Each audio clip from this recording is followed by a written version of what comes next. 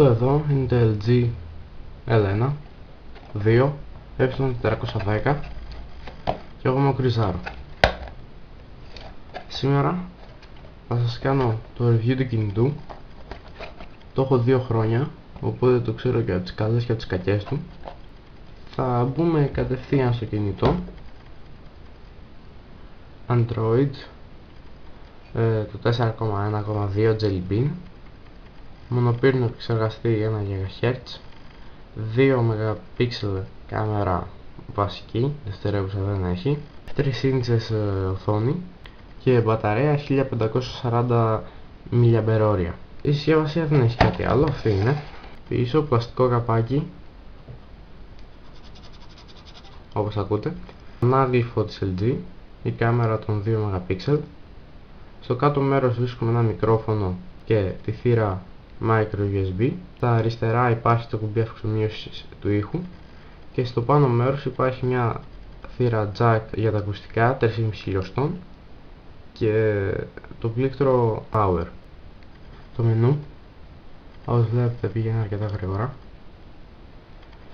Από μνήμη RAM έχει 512 MB, τα 440 είναι διαθέσιμα προς χρήση. Εγώ έχω τη μαύρη έκδοση. Το κινητό βγαίνει μόνο στα 4 GB έκδοσης. Δεν είναι για παιχνίδια. Στα παιχνίδια κολλάει και δεν υποστηρίζει και κάποια. Το Subway Surfers δεν το υποστηρίζει. Αλλά μπορείτε να το κατεβάσετε από τον υπολογιστή από εδώ πέρα από κάποιο site και να το εγκαταστήσετε. Το κινητό είναι για απλή χρήση. Φωτογραφίες, τηλέφωνα, πλοήγηση στο ίντερνετ. Υπάρχουν πολλές προεγκατεστημένες εφαρμογές τις οποίες μπορείτε να διαγράψετε.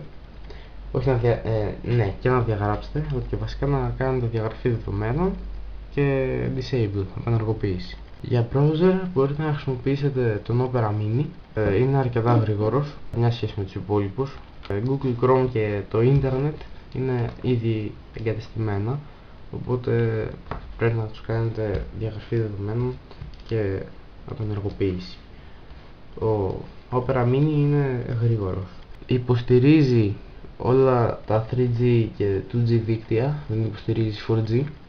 Ανάλυση οθόνης έχει 320x240 pixel. Η κάμερα τραβάει βίντεο VGA 640x480 pixel. Τα ελληνικά καταστήματα πλέον, αν το ψάξετε στο Scrooge, μπορείτε να το βρείτε την τιμή περίπου των 50-60 ευρώ.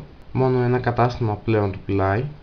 Μέχρι πέρυσι στις αρχές χρονιάς το πουλούσαν αρκετά καταστήματα. Σταμάτησαν γιατί πάλι στο κινητό. Εδώ πάνω βλέπετε το ηχείο των κλήσεων.